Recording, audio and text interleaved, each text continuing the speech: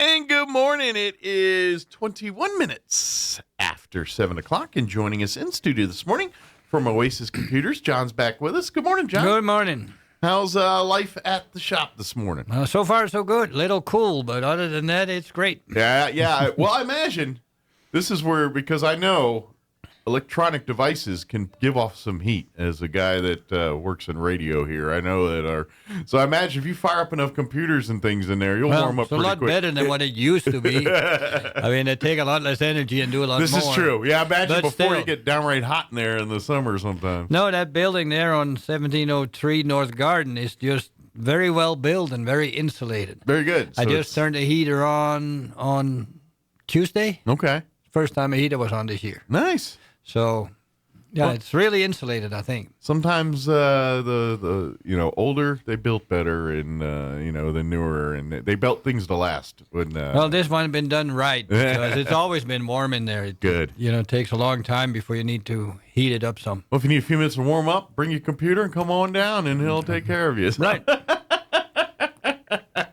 Yeah, John joins us once a month if you're not familiar, and we talk technology, we talk computers, what's kind of going on in the world of technology and computers and things. So that's kind of our focus each and every month here. And of course, if you are in need of computer help, whether it's getting a new computer or trying to resurrect an old one or something in between there, John can help with all of that kind of stuff. So Yep. absolutely. So now that we're getting into the holiday season here, people are going to start shopping, and of course, you know what happens.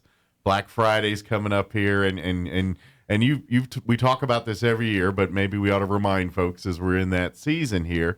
There are some great Black Friday deals when it comes to electronics. No, yes, definitely. But buyer beware. It's if you're buying computers and you get one for $200, don't expect it to be able to do hard work functioning things with the software that's in it. I think that the thing to point out, starting with the holidays coming up, is there's stuff being sold that people think is a computer as they want it, and it's not. Right. Because we have one item being sold that has Windows, what is it called now? Now it slipped away. Windows in S mode. Okay. I don't know if you heard about it or whatever. I've heard a little bit about it, yeah. And I have a good way of explaining it. Windows in S mode gets only programs from the store, from the Microsoft store. Gotcha. You can't just install something else on it that you normally used to install. You got to use their... What is supposed to be safer, and it probably is, and it has some other benefits, it probably does, but it's not why people buy their computer. They want Windows to run. So the box says Windows on it, in S mode. What you can't really, it's like, okay, it's got Windows on it, but in S mode, I guess that's fine, So if you don't mind going all Microsoft and doing all Microsoft and using... No, I don't think that's quite the problem, the issue, because you don't want to do all Microsoft. You want to install QuickBooks on it, for instance. Sure. And you don't want to do the QuickBooks online. Well, on S mode, you can't do that. Gotcha. So there's other examples for that. This just come to mind. Sure. But, anything you normally would want to put on it, it doesn't work. And that's why people buy Windows, because they know that will work with my stuff at least. Right. It may be changed. It may be different. It may be something else again. It may have some problems. But it does what I need to do. At least it used to. So if I buy Windows, I'm good. So this but S this mode is Windows locks in them out. S mode. And that's not clear.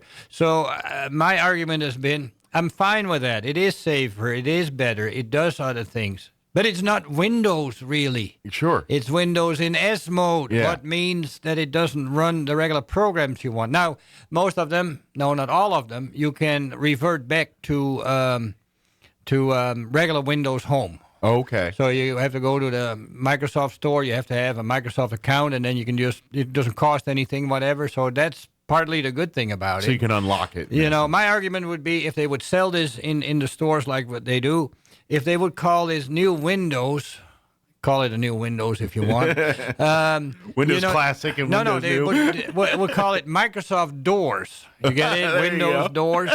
Everybody would stop and go, what is Doors? Yeah. But you look at it, it says Windows, must do what I want to do. Sure. If it says Doors, it's like, well, what is Doors? Right. Let me check up on that. Of course, they make a lot of money on the assumption that people think it's regular windows. I mean, how? Because well, at least you can move it up to. But I want to warn people for that doesn't do it. Now the next thing is that this is done in general on low end machines. And I don't know if we remember the Chromebook, and then we had the Windows equivalent of that. That was a low-end, lousy machine with no power. Yeah. Couldn't do everything. Well, this is part of the whole system still. Most of these in S mode are low-end machines, and then many of them have only 64 gigabytes of memory in it. Gotcha. Soldered on board because they're low-end and cheap. Which means they're not upgradable. Right. Yeah. And the memory soldered on board on those things. So you find those things around $200 and up and maybe even a little lower. Sure. But then they try to sell it to me because it doesn't do what it wants to do. Right. And you're like, I can't do anything with this. No, it's worthless to me too because that's why we warn. It's about as good as recycling it for the parts. Well, you can't only get parts off of it because they're all stuck on the board. I didn't know if the metals and everything might be worth money. Let's put it in the recycle bin. No, the machine is from one point of view, it's a modern components in it. Sure. But not enough. It's like putting your lawnmower engine in your car and you're going like, it doesn't do very good. And then expecting it to do 75 on the highway. Right. Yeah. So, it doesn't work that way. Yeah. And to me, it's a waste of effort, money, power, everything. Yeah. Because, we buy other things to do low-end stuff with. You can use a tablet, your phone, whatever. Sure.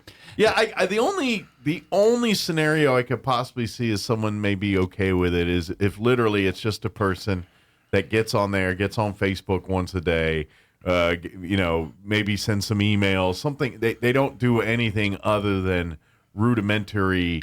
Yeah, but most people, either people computer. are stuck in the old computer. Sure. Mind, mode, whatever. Yeah. But most people start doing this stuff on a phone, on a tablet. Sure. Some people like a computer because screen a little bigger. Low-end computer is fine for that, but I think that most people that go out for a computer, they have in mind to do something more that Windows does, whatever that is. Like a family budget or something. Whatever thing it is. Yeah. And they have some perception of what it should be, what it should do. And these machines can't do that. So it's, buy a Chromebook if you want to just be online. Sure. And I think we're at the point where we're going to be more and more online, do more of that, and slowly it doesn't matter what machine you really use. Sure. But there will be always some stuff left that we do on site. We want to keep it to ourselves. It doesn't need to go on the internet. And that's going by the wayside, I would say. Everybody wants you on their system as your member of Microsoft with a Microsoft account, Google account. Everybody wants you on their Facebook team. account. Yes, whatever. Team Apple, Team Google, Team Android, Team Microsoft. Right, because it makes money. They can route the advertising through that and whatever. Yeah. So they're pushing that too hard. It's so bad now that the new Windows 11 came out last year, and it was kind of, it looks different, but it really feels, acts, and does the same as Windows 10. Why? Is to sell more machines or what? Well, this year, 2-3 weeks ago, the latest upgrade to Windows 11 came out, the new Windows 11, if you want to call it. And now suddenly all kinds of things are starting to change. It's like, what is this thing over here? What does this do? Well, we already see some problems because it's changed, and then people don't know what they're looking at. Sure.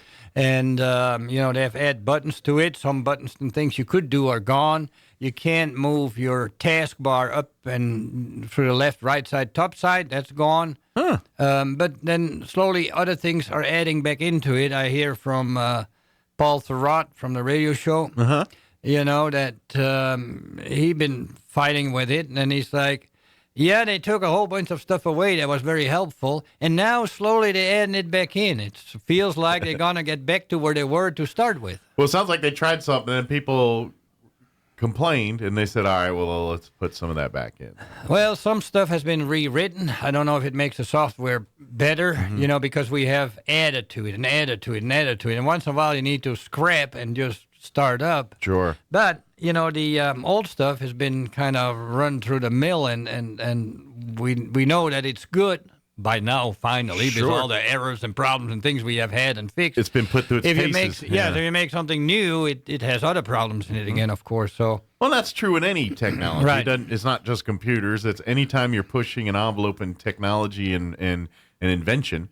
The feeling that we have is kind of, I guess, a sign of the times. Just like the election, man, we get tired of this stuff, and then nothing changed, basically. Yeah. You know what I mean? Yeah. The Microsoft world seems to be similar. Change. And what I hear from the customers that come in, it's literally more like, well, now what? Can you leave it alone for a little while? Sure. It's Stuff like that. I'm just getting used to it. Don't, Well, I got a feeling that the people that design it, make it, and do it are, 4 or 5 years ahead of us as they design this, do it. So they're in this world, and to them, what we just getting now is done. Sure. Not old yet, but done. Sure. We go on to the next thing. They're off somewhere else, right? And that's not on their radar anymore. We have still a lot of people that run the older stuff before that, and they had trouble with it, running it. I've personally had some instances like, what is this new thing? What does it do? I don't understand. I don't get it. 2 or 3 years later, you read some article or get some info somewhere and go, oh, that's good. I can use it. I didn't know that. So then you start using it, and especially if it's a Google product, then you find that, nobody's using this, so let's get rid of this. Yeah. I'm just starting to use it. You didn't give me enough time to do it, So stuff like that is what I run into. But the general consensus is tiredness of it changed again. And then, I don't know, what's Paul Thurrott, I think, too, on a radio show, on the show that he has. Mm-hmm. He was mentioning something, I think it was him. Let's just keep it the same and make it more streamlined so everything starts looking the same. In Windows, you have 20 different interfaces to copy and paste or whatever. If you pay attention to it, it looks the new style, and the Windows 3.1 style is still side by side showing up in different programs. Interesting. And they put up the word forward. It's like, now, get a 12, 13, 14-year-old Macintosh in front of you, a Mac, and put the new one next to it. How much different is it? It's different, but very, very little. It's basically, if you look at them both at first glance, they're the same. They're not, but, stuff in the same place, stuff more or less acts the same. So sometimes we want a little bit more stability, maybe. Sure. Well, you want, and this is human nature. We want the latest, the greatest, the ability to do everything. But we want it in a package that looks like something that we can relate to and are familiar with. You got a point there. I think what's happening is that computers were the new thing, 40 years ago, started coming in, and people were like, what can you do with it? Right. And had no idea. And then some people figured out they could play a game with it. Another figured out you could do the bookkeeping with it. Yeah. Spreadsheets, that's a good thing if you're an accountant or something like that. Look at this. We'll manage the household program finances. that. Yeah. So then it got more mainstream. That's be used for communications a lot, internet stuff, whatever, talking to your friend somewhere, whatever. Mm-hmm. And so we got into the point where it's different for different people, of course, but this is what I use it for. It works great for me. Don't mess with it. Right. And then they mess with that, and now you're not productive no more because you come in and it needs to do this, and it's different, and you need to learn. Big business hates it. And just when you have it down, they switch it again. Yeah, big business hates it. They don't want to move. You get, your 200 workers in. They go all sit in front of the computer. The new Windows 11 has arrived. And it's like, what do I do now? Right. So there is 2 days of inproductivity that everybody has to get the hang of it, what it does. Yeah. The other thing is all the updates that have to reboot it again. You come in the morning.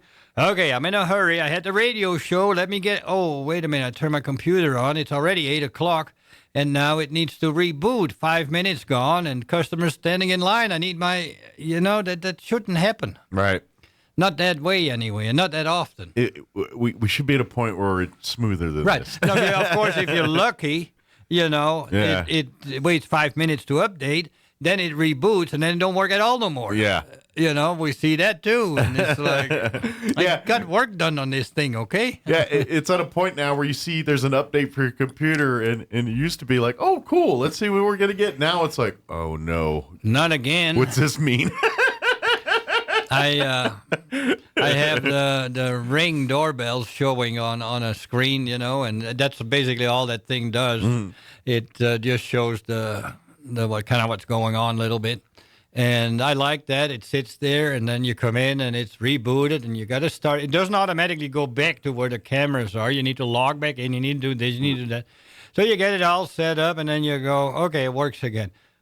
Are there more updates? Let me check. Oh, there's more. Well, let me get done with that. Then it reboots again, and you got to set it back up again, and you got to start over again. Does it. And then you go, okay, I'm good. I checked for updates. I double-checked.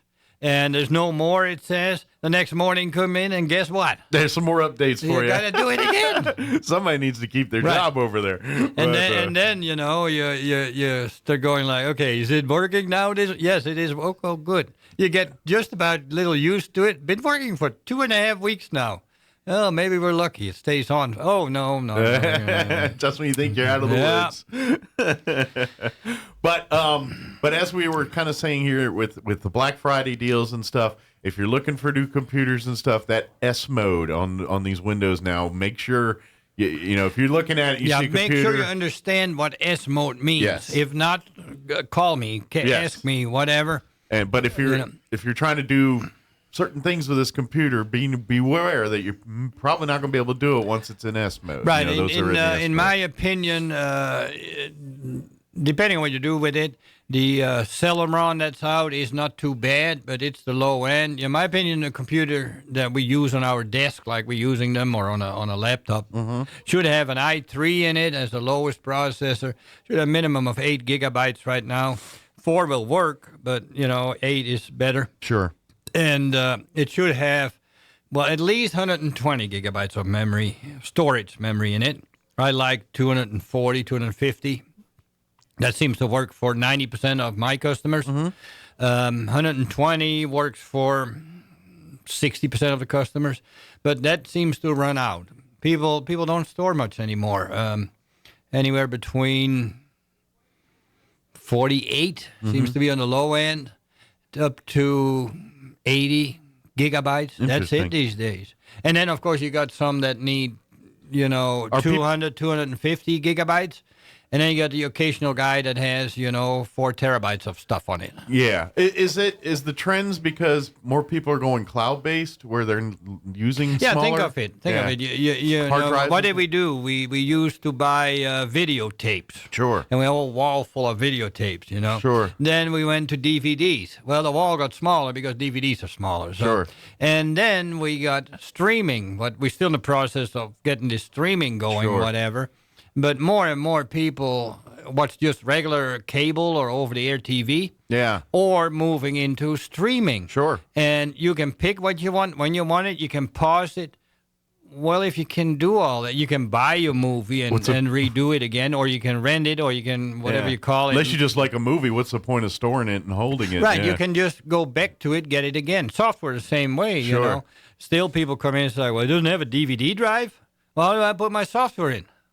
From the internet. Yeah. Just all the software it's all that there is now. current, you can just log into your account, what in this case is a benefit, see what you have bought, and then re-download it And that's got to be a generational mindset because, when we grew up, you get a computer and it comes with a bunch of disks, that hopefully they loaded up, but you needed as backups and all that. Right. And that's a different world now. Backing up can go on the internet too. Yeah. I would recommend to have a local backup of stuff that's important too, because that can go wrong too. But what brings you to Microsoft with all the hate they get? I don't want on their account. I don't need to be on their account. And, they're forcing that now on it. Did I mention that already, that Windows 11 needs to be having internet to get even started? Wow.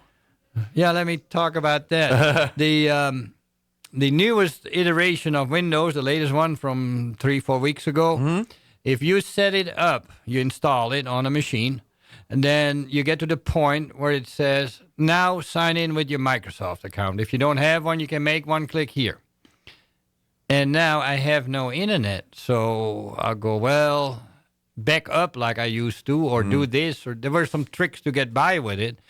For the normal person, you don't get by with it no more. You have to put a Microsoft account to get it going. So I run into that, and the way I set the machines up, we sell ready machines with what we want on it, and people seem to like it the way we set them up. Sure. So I do that. Now, I don't know who I sell it to, so I can't call the machine Mike because I don't know if Mike's going to buy it. Gotcha. You know, Pete may buy it. So if the username says Mike, I'm thinking Mike will come in and buy one. Yeah, well, no, there's so many different names. It doesn't work. So what we call it is just owner. That works. That's universal. And then if you want a Microsoft account, you can turn it into it. If you don't, well, then you're fine. You just have a local account. Most people seem to prefer that, at least when they start off and don't understand the Microsoft deal.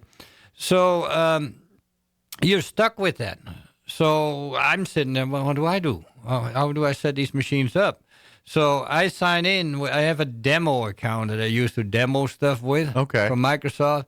So I put it up with a demo account. And the minute it's set up, no drivers up, nothing else done yet, just Windows is installed and it seems to barely run at that point. Make a new account and change that account to an administrator and then log out of the machine, log back in. And then sign in with the new account that was called now Owner. Okay. Then since it's an administrator and you log in with that account, delete the other account back off.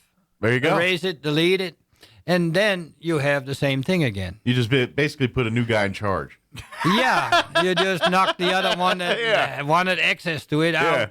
And I have the feeling that's not going to work too long in the future. I don't know, 2 years, 5 years. But for now, it's a fix that I can do.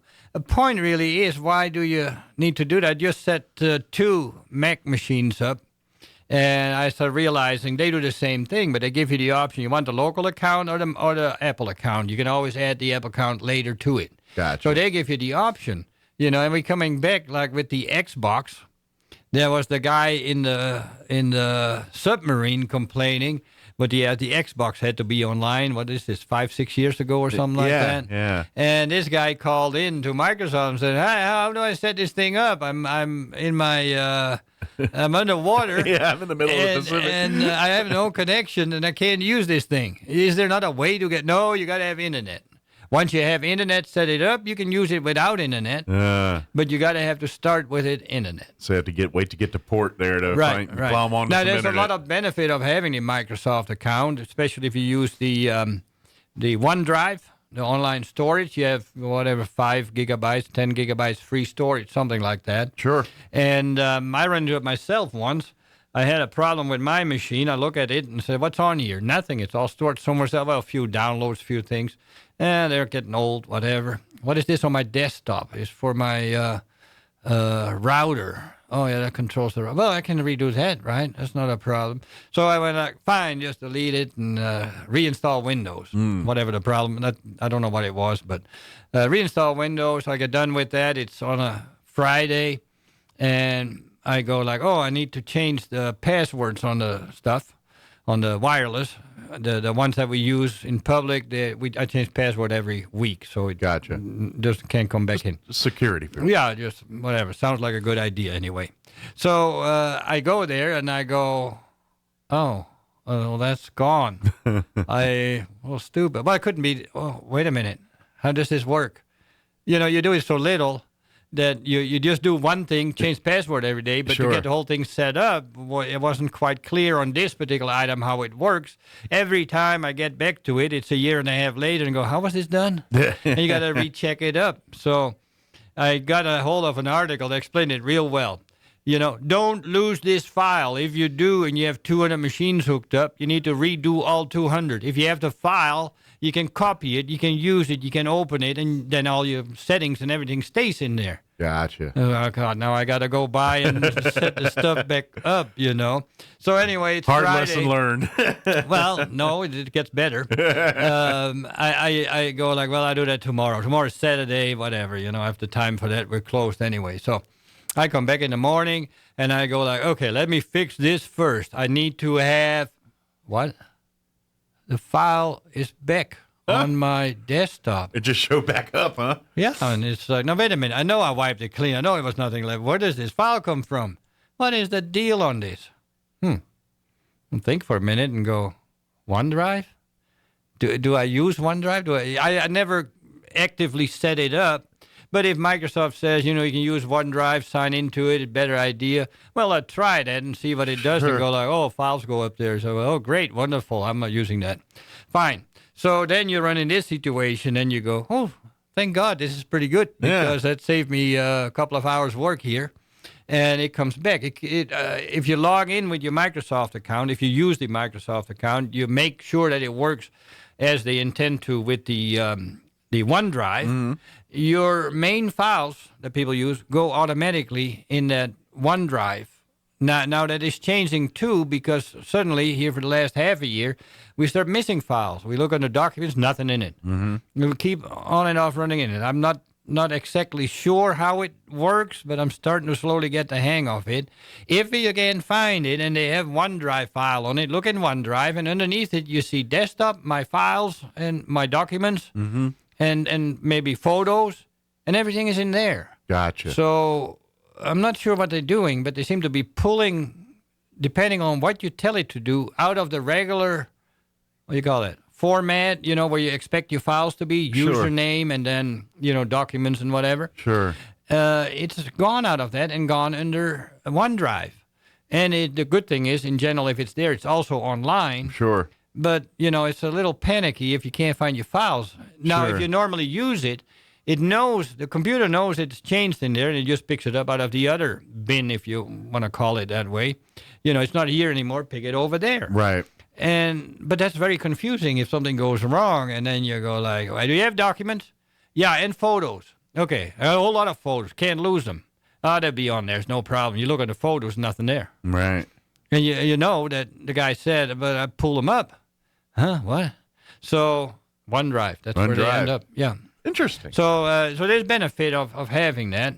Just gotta, but play with it, learn it a little bit. Basically. Yeah, and then you got the same situation again. If I finally figure it out where it is, it changes. Change it on you again. Welcome to the world.